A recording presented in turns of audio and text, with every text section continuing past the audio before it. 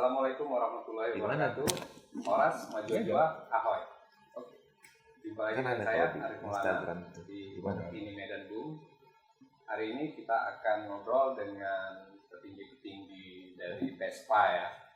Ada Om Erik dan Om Gabriel.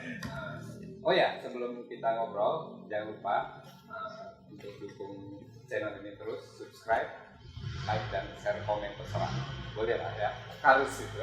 Ini Medan Boom. 1, 2, 3, 4. Yang masih ingat jangan lupa. Ulangi sekali lagi. 1, 2, 3, 4. Indonesia tanah airku, tanah tumpah darahku. Di sanalah aku berdiri dari pandu ibuku.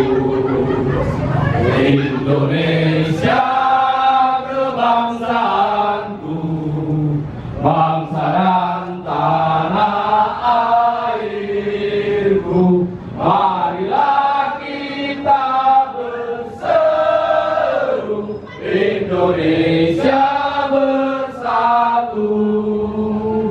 Hiduplah tanahku, hiduplah negeriku, bangsaku, rakyatku semuanya. Bangunlah jiwanya, bangunlah badannya untuk Indonesia Raya. Indonesia Raya, merdeka, merdeka, tanahku, negeriku yang ku cinta. Indonesia Raya, merdeka, merdeka, hiduplah Indonesia Raya. Ini saya berada di salah satu tempat di Silalahi dalam rangka kegiatan Wing Day ke-6 di klub kita, Medan Skuter Club Sumatera Utara yang tercinta. Dan alhamdulillah peserta saat ini yang ikut Wing Day itu ada sekitar hampir 200 orang, berarti 200 unit, dan ada sekitar 20 tim dengan kemasan-kemasan yang baru, dengan konsep yang sederhana tapi memungkinkan untuk bisa dilihat atau dicontoh sama klub-klub lain, bahwasannya kita tuh nggak perlu lagi pakai pos. Jadi pos itu cukup dengan media sosial. Jadi manfaatkanlah media sosial itu untuk menciptakan hal-hal yang positif. Jangan yang hal negatif terus tuh. Bicara hoax apa itu jangan lagi dah. Udah pusing, negara ini udah pusing. Jangan kita ikut pusing. Kita harus nikmati negara ini, ya. Jangan ribut-ribut. Percuma. Damai-damai aja. Peace.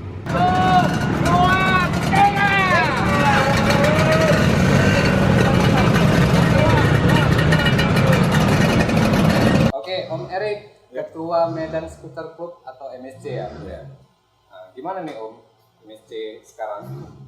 MSC ini saat ini sudah masuk usia berapa ya? Udah tahun 95 ya? 95 kita kan?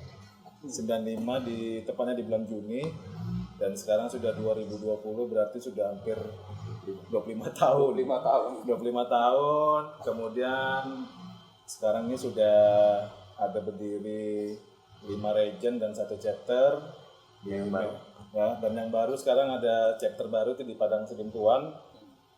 Dan alhamdulillah sekarang total jumlah anggota yang terdata sampai hari ini lebih kurang sekitar 150-an. Saya nggak ingat satu-satu namanya. Karena cukup dinamis kan Vespa ini, dan ya kalau sudah masuk usia 25 kan berarti sudah dewasa lah. Kalau di kampung-kampung udah harus merit lah sebetulnya, harus ada punya anak nih kalau untuk wanitanya. Tapi kalau untuk prianya nih sudah menjadi pria-pria yang mandiri lah. Berarti Om Erik tergabung dari 95 ya? Kalau saya sendiri sih baru-baru aja, baru tahun 98 waktu itu pada masa SMA, dan pertama kali anak Vespa yang kenal itu ya ini beliau sebelah saya nih, yang kenalin, Om Gabriel.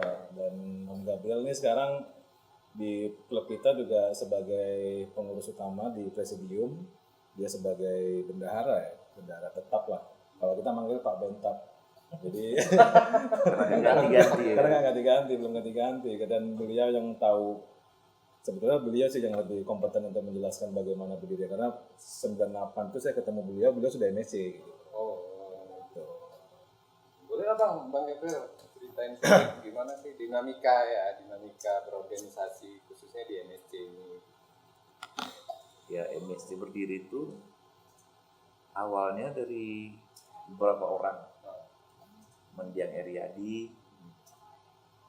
terus Bang Suarjo ya, Suarjo, Suarjo. Bang Bob, Haji Bob itu. Haji Jibua, Panut tuh sama ada beberapa orang lagi. Jadi karena katanya kata mereka orang tuh ketemuan beberapa orang ini sharing dan ingin bentuk sebuah klub lah. Jadi yang buat logonya itu pun Bang Arjo.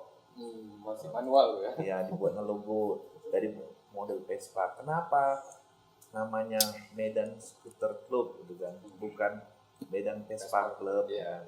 Karena di BPKB itu jenisnya kan skuter gitu ya, bukan. Nah, jadi jenisnya yang digunakan itu skuter. Vespa itu kan merek. Nah, jadi merek skuter ini banyak. Ada Vespa, Lambretta, kalau yang lama-lama itulah Guizo, Jello, Henkel, ada yang dari Bang Rabbit, itu kan banyak lah. Jadi karena itulah dibuat orang tuh Medan Scooter Club. Jadi jenis kendaraannya dia. Nah, jenis kendaraannya. Kalau sekarang kan makin banyak lagi variannya justru kan? Ya, karena ada Matic itu Ada kan. kendaraan Matic itu apa bisa masuk klub di MSC gitu? Sebetulnya bisa. Kalau Awalnya bisa. Awalnya mereka buat ADRT yang sampai tahun 77.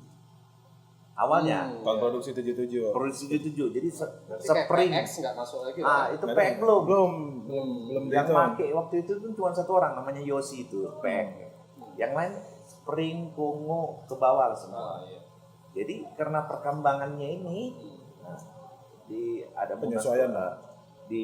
Ada penyesuaian Ada di penyesuaian. rapat besar anggota, pasti penyesuaian kan. ADRT itu kan ADRT sifatnya dinamis. berkembang, dinamis kan. Jadi setiap kita ada rapat besar anggota, kita ada penyesuaian dengan keadaan zaman sekarang lah. Nah, fenomena yang timbul saat ini kan sebetulnya kalau tahun produksi yang lama-lama itu kan sudah dianggap barang-barang antik lah, barang koleksi. Kadang-kadang kita juga mengatakan adalah bahagiamu adalah masa laluku kan, karena misalnya karena unit seperti tahun 60-an lah. 60-an itu pada waktu kita masih memiliki itu di sekitar tahun 2000 awal sampai di tahun 2005 2007 itu harganya tuh masih ada yang 50.000, ada yang masih 50.000 rupiah itu rupiah loh. Bahkan yang top-topnya 2 juta. Kadang kalau kita milih barangnya gini nih. Kalau kita anggap itu lengkap barangnya, ternyata nggak sure karena ada perbedaan sedikit masalah lampu. Misalnya lampunya siam, ternyata itu bukan siam gitu kan. Itu kita nggak mau. Pada waktu itu di Medan ya. Nah, dan memang saat ini jumlah unit terbesar yang kita tahu, Medan ini merupakan sumber Vespa terbesar di Indonesia. Makanya kalau seandainya kita rajin jalan lah ke Jakarta atau ke nasional atau ke Pekanbaru, kemanapun itulah bentuknya, itu banyak sepeda motor sekarang itu yang Vespa ini ya, khusus Vespa, itu platnya BK. Nah, pertanyaannya adalah skuter itu kan cukup besar, skuter itu kan jenis sepeda motornya. Apakah yang Matic itu bisa masuk gabung ke dalam Medan Skuter? Cukup bisa. Cuman yang jadi pertanyaan, skuter yang mana gitu kan. Nah, skuter yang kita harapkan adalah skuter yang buatan Eropa. Kalau umpamanya skuter Jepang itu, ya kita anggap itu sebagai kolega lah. Karena rata-rata ya seperti itu fenomenanya kan saat ini kan. Nah, skuter Jepang itu pun punya klub-klub juga kan. Itu. Tapi mereka kan dibawa brand sendiri. Ya, bukan dia kan dibawa jenis. bukan gitu kan? ya betul. Kalau untuk yang mohon maaf ya, kalau untuk yang Jepangan ya, skuter itu kan rata-rata udah industrial lah. Karena di klub itu komunitas itu ada tiga jenis komunitas yang cukup berbeda lah. satu komunitas yang basicnya adalah hierarki. Nah, hierarki itu komunitas yang berdiri berdasarkan sumpah sarapah, syarat dan ketentuan yang luar biasa, dan akhirnya menjadi sebuah organisasi yang besar, dan dia punya otoriter yang cukup kuat. Yaitu sebut saja misalnya Hell Angels, Mongols, atau mungkin Satu Darah, itu klub. Ya, klub yang betul-betul yang betul-betul punya hierarki. Belanda. Nah, kalau Hell Angels kan Amerika basicnya itu kan, kalau Mongol juga Amerika ya masalahnya. Iya. Nah, kemudian klub yang berdiri berdasarkan industri. Nah, industri ini gak hanya mohon maaf ya, kita sebut merek kayak ada Yamaha punya industri, kemudian Suzuki punya ini industri, kemudian Honda juga punya industri, dan itu klub-klub itu rata-rata di backup untuk kegiatan promosi supaya ATPM, supaya ada nilai penjualan lebih mungkin ya, target-target seperti itu. Dan satu lagi, klub yang berdiri berdasarkan hobi. Nah, seperti kita inilah, seperti kita MSC itu hobi, awalnya hobi, kemudian gabung dan akhirnya mendirikan klub, dan akhirnya sekarang alhamdulillah dari tahun 2016 kita ini sudah perkumpulan. Perkumpulan pada pemirsa kami dari Medan Sudah mengadakan touring sekarang ini Medan Sudah tapi di bawah kita itu perkumpulan MSC dan Bilalahi ya, doakan dari para pemirsa semoga sukses dan menjadi barometer untuk teman-teman yang ada di Bengkulu. Nah, saudara MSC satu. Kenapa ya? Kenapa harus seperti itu? Karena kita apa ya? Maksudnya supaya grow up lah. Artinya komunitas itu kan bukan main-main gitu loh kalau saat ini kan. Jadi komunitas itu memang betul-betul kalau bisa hidup dari komunitas, kenapa tidak gitu loh? Bisa. Ya, jadi Nah, industri. bisa jadi industri karena ya mohon maaf ya, dari komunitas itu bisa timbul namanya circle-nomic.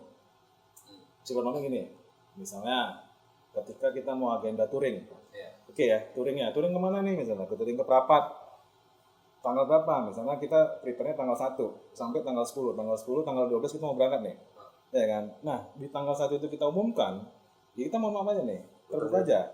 Nah, semua unit yang ada di kawan-kawan ini kan nggak semua sehat, atau sudah sehat, ingin disehatkan kembali gitu. Minimal ganti servis, apa semua. Dan itu circle-nomic. Kenapa? Karena berhubungan dengan mekanik. Setelah mekanik di repair semua, ini ceritanya yang paling sederhana. Setelah di repair semua segala macam, setelah selesai touring kan keluar tagihan. Betul ya? Nah, ini artinya simbiosis mutualisme. Sadar atau tidak sadar, kita itu memang punya kekuatan tersendiri di komunitas. Makanya Vespa itu kan semboyannya satu Vespa sejuta saudara. Dan jelas kulturnya juga berbeda-beda. Ada kayak sekarang ini kultur yang sering kita nampak di jalan, itu ada rumah makan lewat tuh gitu. Rumah makan lewat. Karena kalau kita deketin dia minta makan kan, itu rumah makan lewat tuh gitu. Nah, itu kulturnya seperti itu gitu. Kita juga nggak bisa ngapa-ngapain juga gitu kan.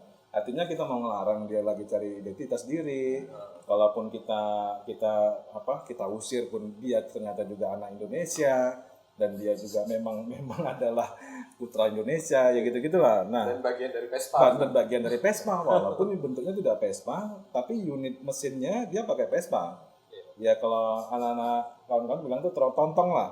Karena kalau trotong gitu kan. Independen, rata-rata independen. Nah, ada klub ya. Ada juga kayak kawan-kawan sekarang sudah mulai sibuk dengan kecepatan. Jadi yang kita pakai itu adalah barang-barang aftermarket, karena perkembangan dunia digital kan saat ini kan cukup kencang.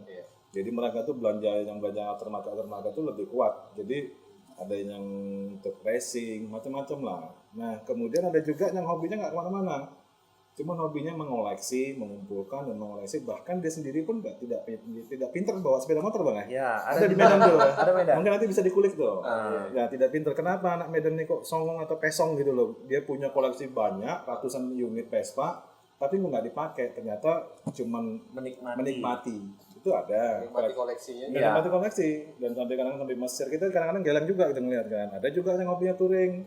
Touring itu hobinya jalan aja, nggak peduli mau kayak mana bentuknya, jalan aja, ada duit jalan gitu kan. Sendiri ada sendiri dan berdua, ya banyak macam-macam lah caranya. Dan itu merupakan sebuah cerita, merupakan sebuah kultur masing-masing kan. Jadi Jadi kita nggak heran ngelihat anak-anak Vespa itu mengatakan bahwasanya satu Vespa 1 juta saudara, karena memang di mana-mana saudaranya ada. Iya sih. Karena begitu jumpa dengan satu unitnya tanpa ada kenal pun ya langsung SKSD aja tuh, Ya. sok kenal, sok dekat gitu kan. Terbukti tuh di jalan, umpamanya kita mogok, ya kan, buka apa, pasti ada nyamper itu kalau ada Ya, saudara. ada, Pak. Kenapa om? Ada apa? Businya, ini om. Oli samping gitu Oli kan. samping, ya. Tapi yang paling ngenes adalah bang, ada ban serep. Aduh tuh pasti nggak balik tuh. Ban serep kita kasih, dia di mana gitu kan. Pernah nggak kejadian? Itu kejadian. Makanya bisa cerita. Tapi ya kita sih pinginnya ya apa ya? Tapi Ya berbuat baik aja lah udah. identitas anak Vespa ya kan, asal jumpa ketemu tidak kenal pasti klaksonan, tintin, angkat tangan gitu. Ya. Iya. Ini sambil ngerokok nggak apa-apa ya? Nggak apa-apa. Yang penting nyampe gelek kan. Sama gini, Om. Kalau unit Vespa atau Vespa yang paling dicari orang itu apa? Tergantung om. Oh iya. Jadi kayak di aku sendiri kan, untuk mencari yang tua sudah pernah naik kan. Jadi aku sekarang mencari Vespa itu adalah enak sama enak kali aja udah. Yang nyaman. Yang nyaman Jadi- aja ada juga. Kalau dari teknologi otomatis yang paling mudah Vespanya yang manual ya, kita nggak bicara yang apa, itu kan yang terakhir Excel atau New PX itu udah pasti paling nyaman itu. Iya. Nah, Betul. udah Udah pasti starter lagi ya. udah starter, udah teknologinya, ada cakram yang New PX itu pasti udah paling nyaman. Cuman sama kata Eric bilang, kenapa nggak tahu ya, mungkin kalau ditanya yang mana yang lebih populer sekarang, ada yang memang hobi tahun tua ada gitu kan ya, mungkin yang lampu-lampu bawah seri 50-an, ada yang cc besar yang tahun tua juga, GS, SS gitu. Bajai. Oh, itu merek tuh kalau Bajai dari India. Tapi yang jenis Vespa dulu. jenis Jenis, Vespa. jenis skuter. Jadi mereka Bajaj itu kerjasama dengan Vespa, dan akhirnya timbullah nama Bajaj itu kan. Jadi, tapi cc-nya lebih besar gitu ya. Enggak, Enggak, sama. Oh, bukan 200 ya? Sama. kalau 200 itu Spartan. Mulai dari Spartan. Pack nih, dari Pack Dari tahun si 80-an. series. Pack series itu. Oh, itu udah 200 ya? Ada 200 cc. Ada 200. Dan sekarang tuh kalau ngelihat karakter yang timbul sekarang ini bahkan ada 300 cc sekarang om. Oh iya, 300 cc ada. yang manual. Yang enggak, yang aftermarket, tapi yang Matic 300 cc. Kalau umpamanya di kita itu udah GTS itu kan 300 cc, yang Oh, itu Matic. ya, itu Matic. asli. Asli. Nah, kalau di kita juga klasik ada 300 cc. Cuman mesinnya harus di double. Karena mesin basicnya cuma 120. 120 double gini gitu. Jadi dua mesin ya? Iya, jadi 2 mesin 300. Enggak apa-apa juga kalau ada gila-gilanya. Kalau Ya, karena pan-pan kan aja. orang gini, kalau udah main Vespa nih, kayak apa ya, dibilang Vespa nih ada harga diri ya, bisa dibilang seperti itulah ya. Ya. Kebetulan kan kami mainnya tahun dari aku 96. Memang Vespa pertamaku BBB tahun 65 waktu itu. Memang kalau udah main itu dulu pinginnya tahun lebih tua. Iya. Tahun lebih tua tahun 50-an. Vespa kedua aku memang tahun 56 lah tuh.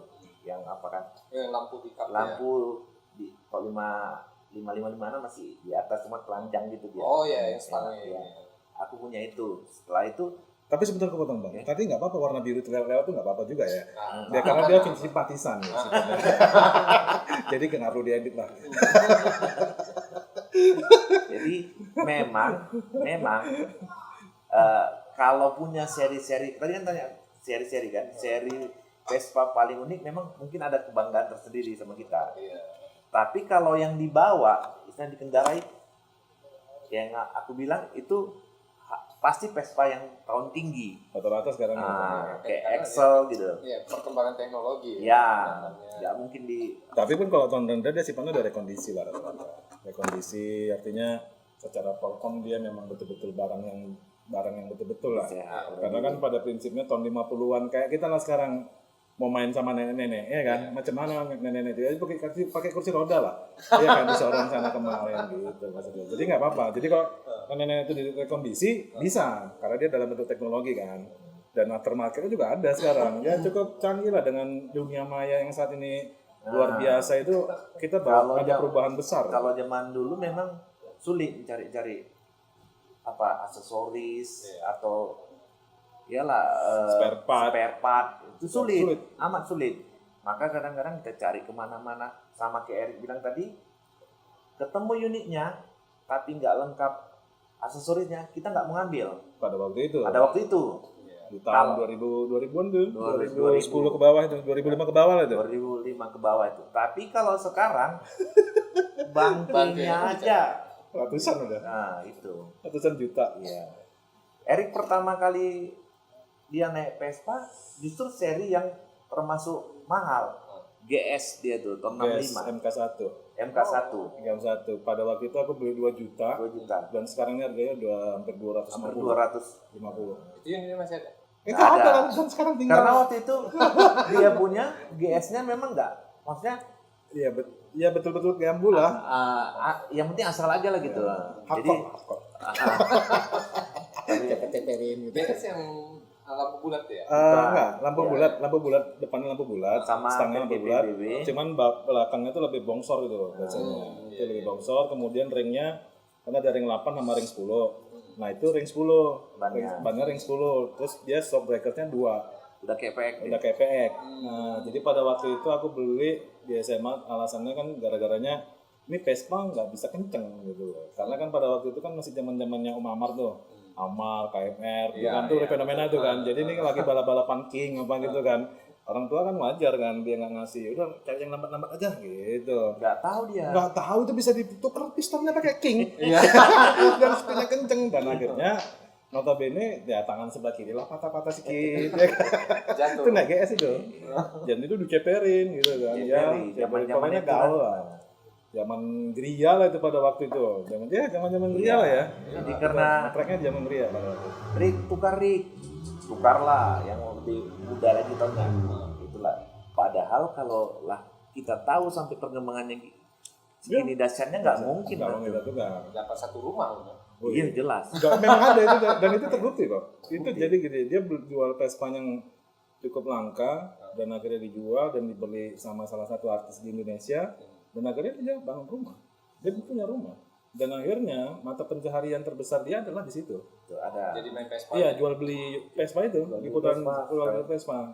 Dan itu sekarang beliau itu sudah diakui di Indonesia. Bahkan termasuk salah satunya yang aktif di eBay ya. Beliau itu di eBay artinya transaksi dunia itu udah ngikutin dia.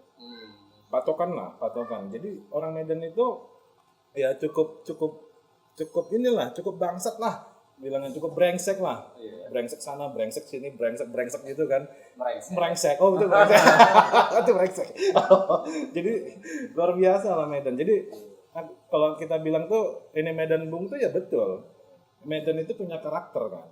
Karakter dan fenomena dan dinamika yang luar biasa. Ya kita uniknya di situ. Oke lah kita bilang ini dari kalau kita di Jakarta misalnya, anak mana bang?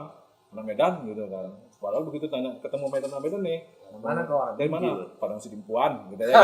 Betul ya? Itu kan itu kejadian. Tapi Medan itu cukup brand, cukup oke lah di sini dan cukup secara lokal talentnya juga karakternya juga kuat gitu loh. Dan unit-unit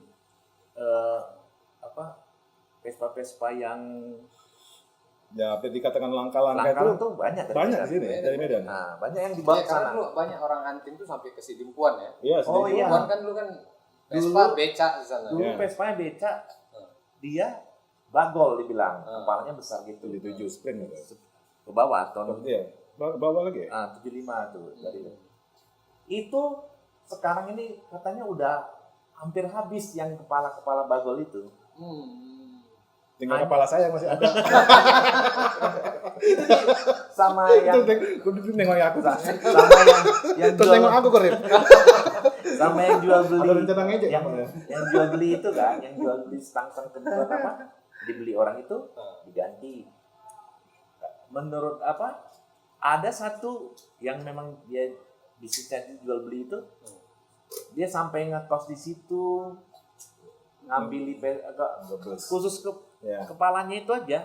Oh, khusus kepala stangnya itu aja. Stangnya aja. Sampai segitunya. Jadi ini ada cerita deh.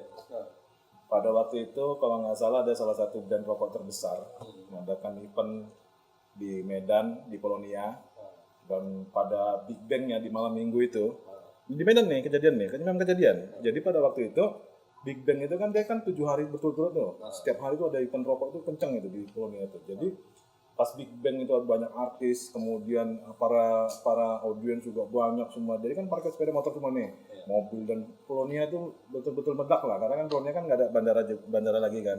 Jadi venue utama di situ. Dan pada jam 12 malam, Rit, kita tuh dapat telepon. Dapat telepon tuh apa yang teleponnya? Yang pertama dia merengek nangis. Kenapa nangis? Karena Vespanya bermasalah. Masalahnya apa? Masalahnya adalah hilang Vespanya. Ternyata yang hilang bukan unitnya, tapi stangnya aja yang hilang. Itu yang bagol. Dicuri di situ. Dicuri di situ. Jadi dia pulang nggak pakai stang. Nebecak barang. jadi kalau ada pertanyaan, Vespa bisa hilang, sekarang bisa. Karena nilainya sudah tidak bisa. Nilai ekonominya luar biasa. Itu Kalau dia. ditanya sama aku, Vespa pertamaku PBB tahun 65 dibeli berapa? 600.000. Iya, di saat itu ya. Saat itu 600.000 dikasih body lagi, body Vespa PBB yang utuh, nggak dilas tuh. Kan kebetulan aku beli ada mau dilasnya. Ini sama ini aja, Beb. Itu dan baru 600.000. 100.000 kan pada waktu itu.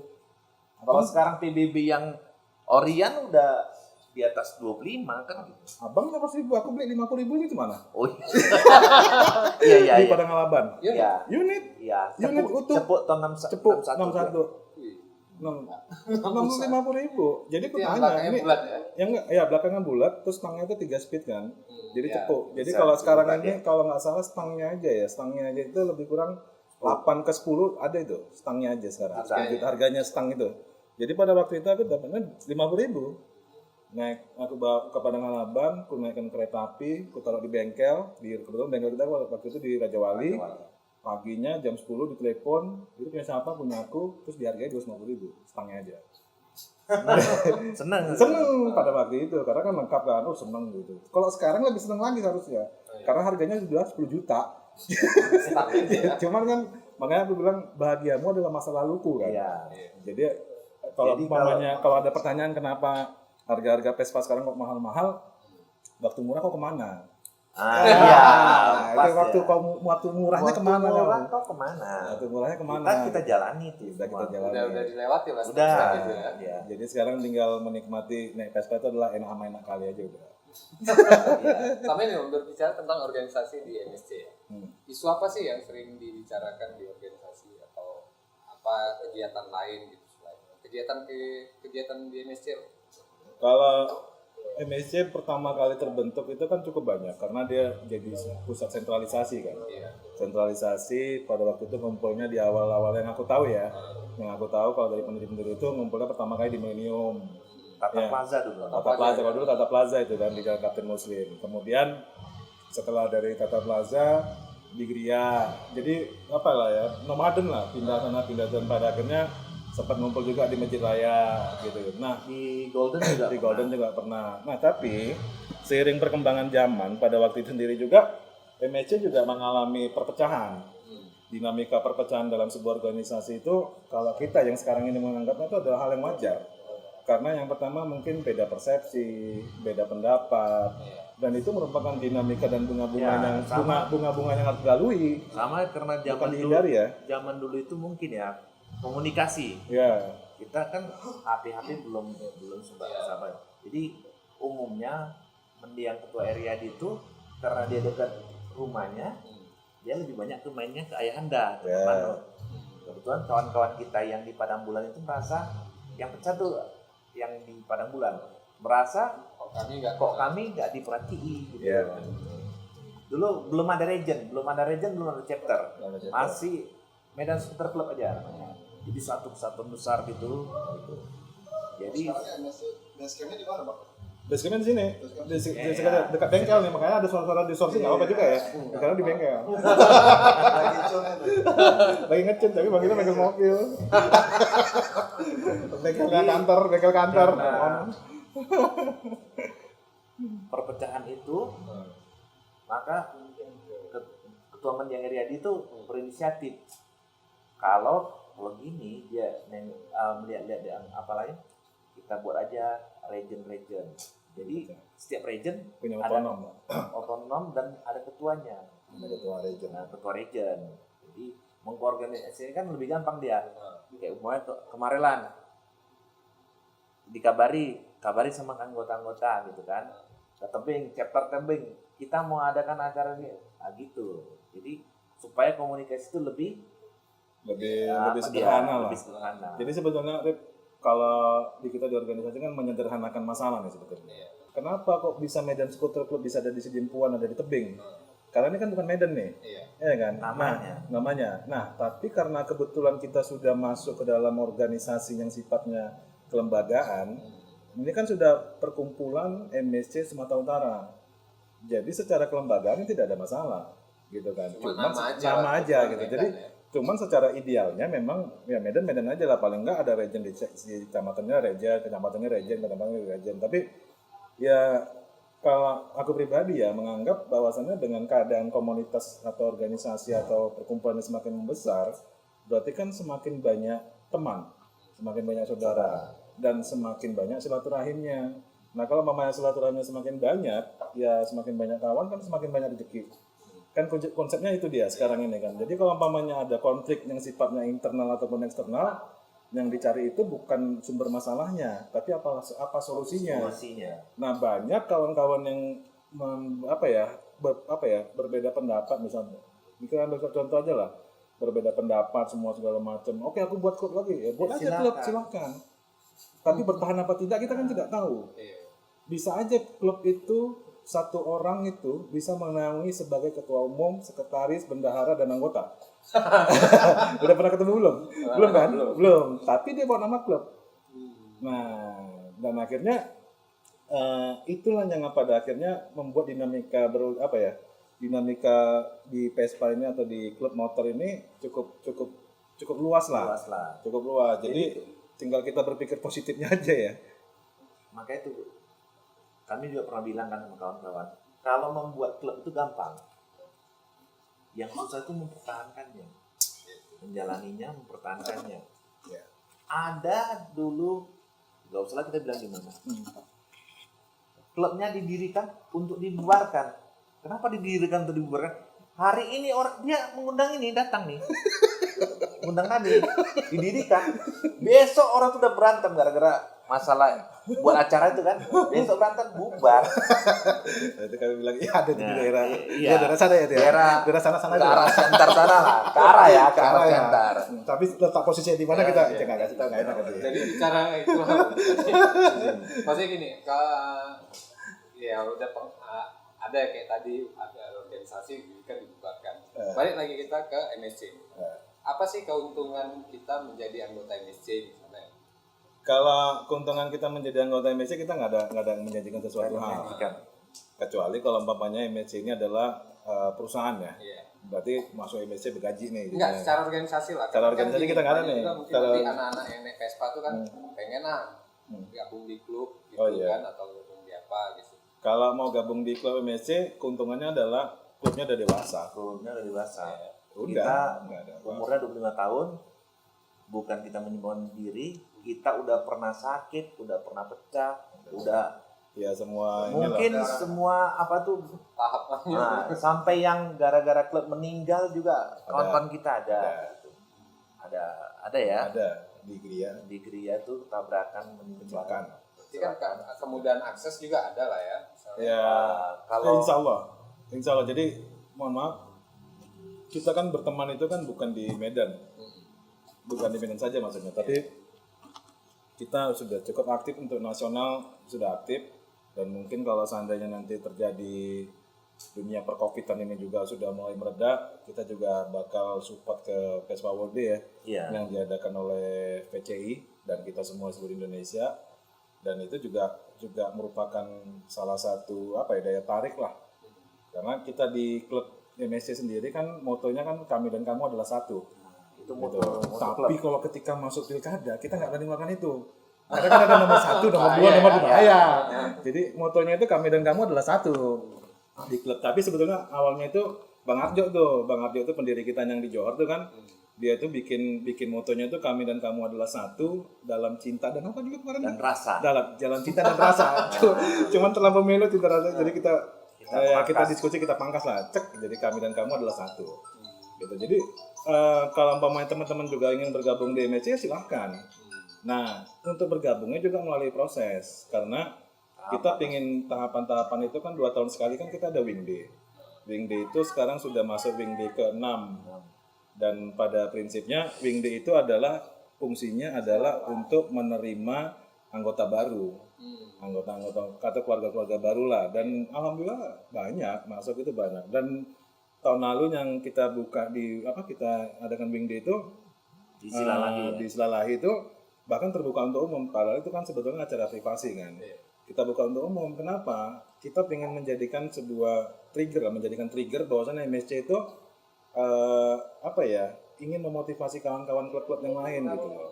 Ayo dong gitu loh. Kita ini nge-klub, kita ini berkomunitas, kita ini berorganisasi, kita berlembaga itu bukan hanya sebatas ngumpul gitu loh. Ada silaturahim yang bisa kita ciptakan di sini gitu. Karena jujur aja deh, kalau kita secara global ya, kita nggak tahu di anak-anak PESMA ini sekarang siapa-siapa aja. Iya. Betul ya? Kayak saya kenalan gitu kan, saya dari MSC nih misalnya, saya ketua gitu. Ketika saya mengenalkan diri saya, kemudian mungkin saat ini saya masih ketua umum dan kemudian menjelaskan, terakhir kan ditanya kegiatan sehari-hari apa, ya kan? Nah kemudian kayak Pak Om Gabriel kegiatan sehari-hari apa gitu kan? Oh saya punya usaha ini gini-gini, kan banyak gitu. Jadi akhirnya timbul sebuah circle nomik itu tadi.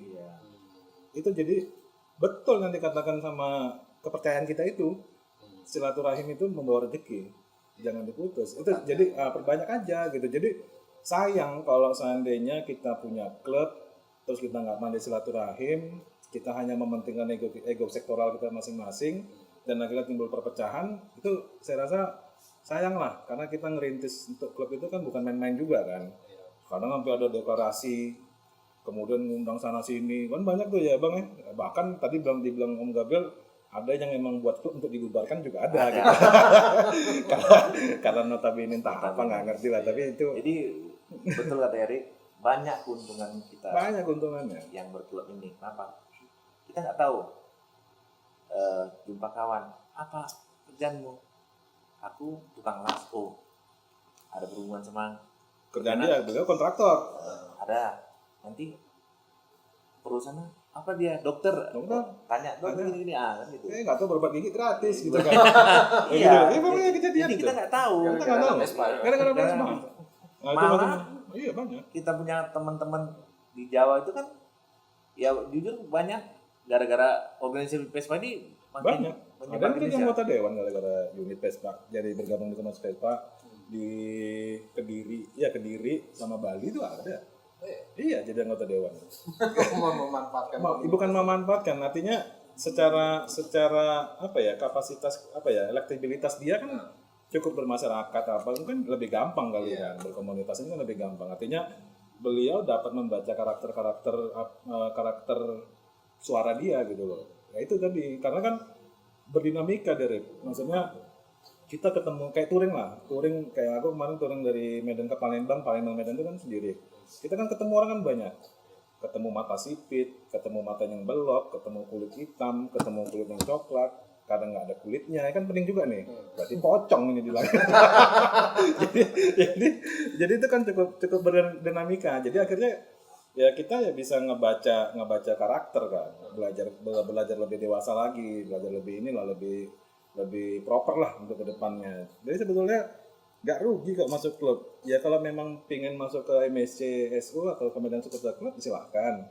Mungkin ada yang dekat-dekat kayak ini kan, ada Vespa Ladang di Medan ini kan ada sekitar 40-an nih klub ada Moods, ada banyak nih klub. Nah silahkan gitu loh. Nah yang penting ketika beli silaturahim itu ya udah gitu loh. Kita anak Vespa. Kita anak Vespa. Kita anak ya gitu. Jadi klub itu nggak masalah sebetulnya. Nggak masalah mau klub mana sama kok. Kalau bicara MSC itu, range usianya itu berapa sih? Karena kan orang Vespa pasti pikirannya ini udah orang-orang tua ini, jangan gitu. Oh iya. Jadi secara tidak langsung dengan adanya Regen dan chapter ini, akhirnya kita ngumpulin database kalau yang tua-tua itu banyak di Belawan. Tapi sekarang yang tua-tua itu sudah masuk ke generasi kedua, ya kan? Udah muda nih. Rupanya yang tua-tua masuk di Marelan, gitu kan? Rupanya udah masuk generasi kedua, udah masuk ke anak-anaknya lagi. Nah, tiba-tiba masuk ke Johor kan ada juga Regen tuh oke. Mereka ini kaum milenial yang 70-80 nih milenial nih kan. Ya kan, sekarang sudah mulai degradasi masuk ke ini, ke yang kedua. Jadi dari range-nya umurnya semua Semua usia masuk. Semua usia kita terima. Semua usia masuk, mulai dari tukang kusuk sampai tukang pijat ada. Sama aja ya. Yang tadinya zaman-zaman awal-awal MSC ini dia anggota, anaknya juga sekarang udah ada yang di MSC ini juga. Jadi turun-menurun ya. Turun-menurun. Nah, makanya kan kita itu bukan pengen mencari generasi yang lebih ini lagi lah, bergenerasi lah, lebih fresh nggak ada masalah karena kan usia kita kan semakin lama kan semakin nambah, bahkan semakin kurang bukan nambah, jumlahnya nambah tapi kadarnya kurang kan gitu kan, sisanya berkurang gitu loh. Nah itu harus dipikirkan juga dan hampir semua klub ngadepin itu, hampir semua klub di awal-awal waktu masih banyak waktu dulu, yang waktu dulu kan masih mainnya di Raja Wali.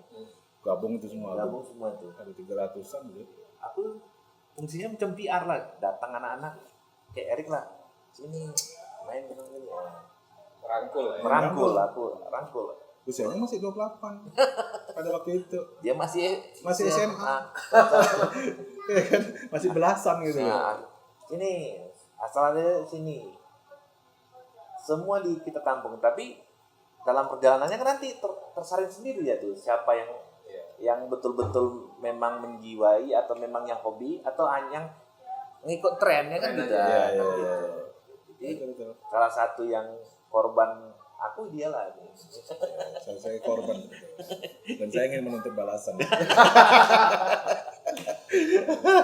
Kalau MSC sendiri Om pernah nggak diajak collab gitu sama instansi atau sama korporasi? Alhamdulillah sering. Jadi ada kayak industri oli, kemudian minyak, minyak lah ya kita bilang perusahaan-perusahaan minyak, ya kan BUMN, pemerintah sendiri, banyak itu pasti. Kalau kayak terlibat di salah satu kegiatan HUT corporate ini misalnya, atau kegiatan promosi ini itu sering kejadian. Bahkan saya jujur aja nih, kadang-kadang pun komplimen yang dikasih itu kan bukan berupa hanya merchandise saja, tapi kadang-kadang teman-teman tuh ngasih tambahan operasional gitu, ada dan itu sering kejadian. Nah tinggal kitanya aja gimana kan menyikapinya kan. Kalau mau congok ya buat nama sendiri lah, ya kan, bawa sendiri, datang sendiri ya kan. Tapi komplain tapi nggak mungkin. Ya rame-rame lah, nanti begitu dapat misalnya, kita dapat ini, yaudah ya makan di warkop yuk, udah sisanya masuk kas. Gitu. Kalau event dari awal kita memang yang buat event di Sumatera Utara kita lah ya. Kalau event bukan kita banding ngeklaim lah, tapi setidaknya kita ada lebih banyak event dibanding yang lain lah. Kayak anniversary itu sudah berapa kali ya kita adakan? Yang terakhir 9 kali. 9 kali anniversary untuk MSC sendiri. Tapi kan kawan-kawan kayak Pepeng, kawan Mama Queen apa segala macam ada bikin event juga. Di sana event Jambore, biasanya tutup Jambore Vespa apa gitu. Jambore Vespa Sumut kalau nggak salah. Itu keadaannya di akhir tahun biasanya. Ini karena Covid ditiadakan kan. Kalau anniversary 9 kali, terus ada biasanya tahunan tuh kayak Wing Day 2 tahun sekali.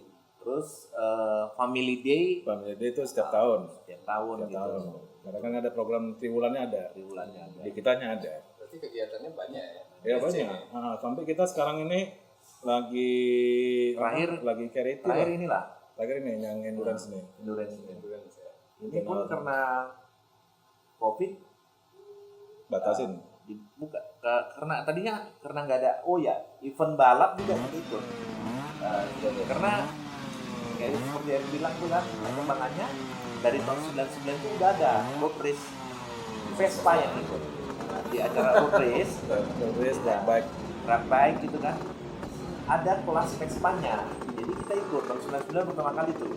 Nah, itu yang pembalapnya Moko Geleng itu. Sumioko, Nunung Pamela, Nung Pamela tuh ada sama Sisu, nah, awal-awal tuh kan si Awin, ya. banyak lah bengkel-bengkel itu banyak. Nah, jadi ikut race juga oke, kita ikuti gitu. Dan inilah event terakhir nih, karena nggak ada kegiatan. Nah, Sumioko itu yang bilang, itu udah lama kali nggak touring nih, kita buatlah katanya gitu. Dibilang sama Erik lah, Erik apa? Nah, jadilah itu tanggal 31 sama 1 ya. November. Baru ya. Baru selesai nih eventnya Oktober kemarin kan. Itu berapa orang peserta? Kita batasin kuotanya 100. 100. Jadi konsepnya 100 peserta itu bukan dikatakan peserta, tapi 100 peserta itu dikatakan adalah donatur. Karena gini, karena COVID, kita ngeliat COVID dulu ya. Karena kita ngeliat COVID, banyak sektor pariwisatanya kan spend money sudah berkurang nih, habis lah bisa dikatakan. Nah, pada waktu itu kita kolaborasi dengan salah satu movement yang ada di Parapat, namanya Asiknya Parapat. Dan itu di bawah komando Miss Iyun, Kak Iyun lah, kalau namanya Kak Iyun. Dan mengkondisikan itu semua, dan alhamdulillah donatur itu korum menjadi 100, itu dan 100. Dan ternyata yang awalnya kita bikinnya hanya Medan aja, dan itu akhirnya nasional. Jadi teman-teman dari Jakarta, dari Makassar, dari Jawa Tengah itu juga ikut turun, dari Surabaya juga turun, dari Aceh juga turun. Jadi donasi. Dan kenapa gini? Kenapa dikatakan donasi? Karena mereka pada waktu itu terbuka, mereka itu kan bayar 5.000. Nah, dari 5.000 itu mereka belanja nasi kotak, belanja rokok, belanja hotel, belanja penginapan, belanja bensin, semua segala macamnya itu kan adanya di Kota Prapat. Dan akhirnya spend money di Kota Prapat itu ya bertambah gitu loh. Artinya ada putaran di hari itu. Nah, akhirnya mereka dikatakan donatur. Nah, dari situ juga, dari event yang kita buat ini juga ada nilai transaksi. Nilai transaksi menjelang event dan sesudah event. Tapi transaksi itu di luar dari event. Itu tadi ada misalnya efeknya ya. Efek dari silaturahim itu. Dan akhirnya ada beberapa unit yang laku lah dengan harga-harga yang fantastis gitu kan, tanda kutipnya. Dan kita mengucapkan alhamdulillah, gitu kan, artinya dampaknya ada gitu kan. Dan kemudian juga dari event Ten Hours Endurance itu juga akhirnya kita berkolaborasi dengan salah satu distributor parfum, dan akhirnya kita menciptakan salah satu parfum yang 6 varian dalam bentuk skuter series, dan harganya itu sekitar 80 ribuan. Nah, dari 80 ribuan ini kita juga ada buat carity itu kursi roda. Jadi dari hasil penjualan itu kita ambil Rp2.000 per nilai transaksi ya, misalnya 80.000. Jadi kita ambil Rp2.000, jadi tinggal 78.000 lah. Rp2.000 itu wajib didonasikan ke dalam bentuk carity, dalam bentuk kursi roda. Dan alhamdulillah, artinya kursi roda yang sudah terkumpul itu ada dua, ada masuk gelombang kedua, karena kan baru-baru start aja nih kan. Nah, fenomena yang terjadi ternyata banyak juga kawan-kawan ini bukan butuh pada parfumnya atau bukan butuh pada nilai transaksi produknya, bahkan mereka langsung memberikan kursi rodanya.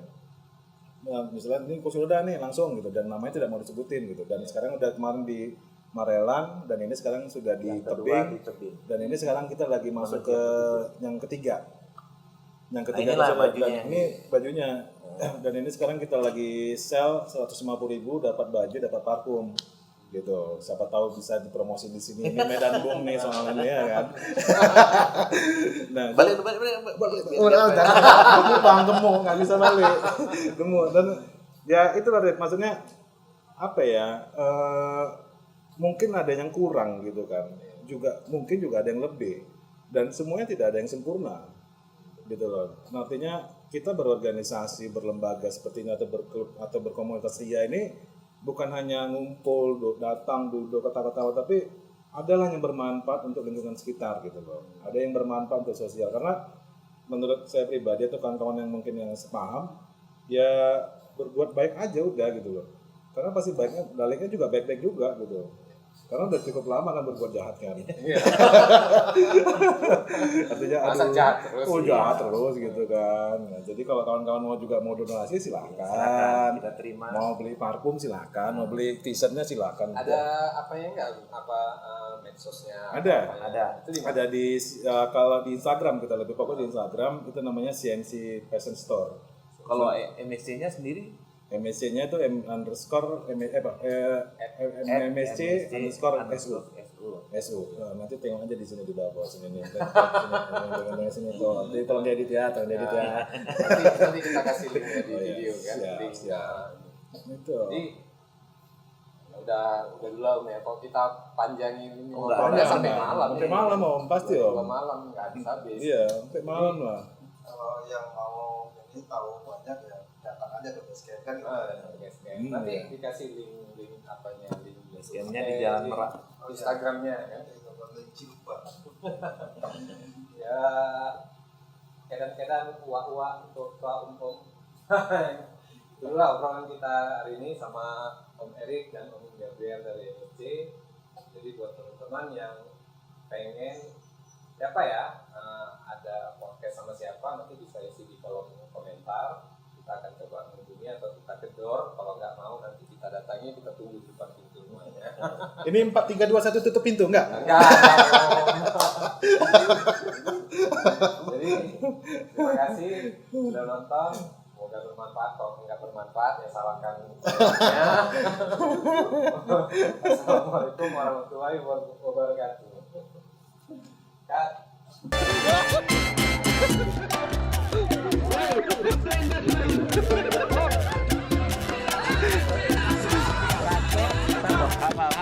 Yang ketiga ini apa?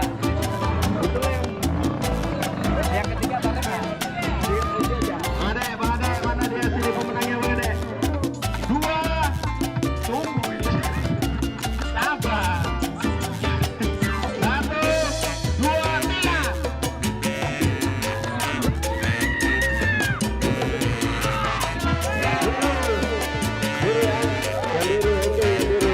Takutnya busanya mati bang.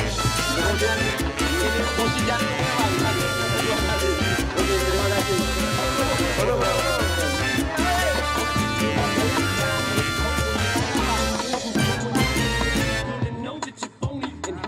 Nah, Pak, sana Pak Wiyarto.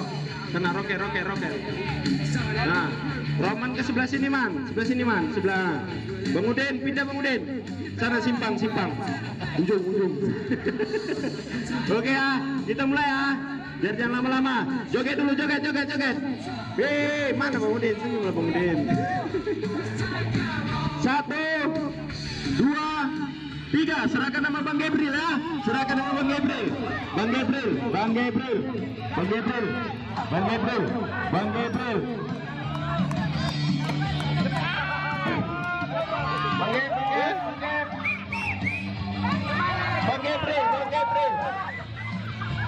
Juara 1 udah dapat, juara 2.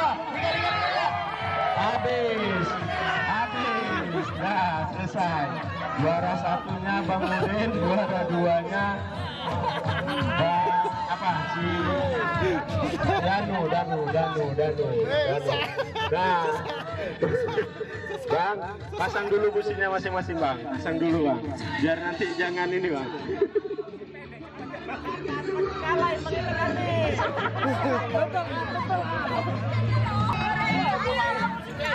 Aduh. Mencapai apa ya? Stop disuruh tukar busi pendek ya. Semalam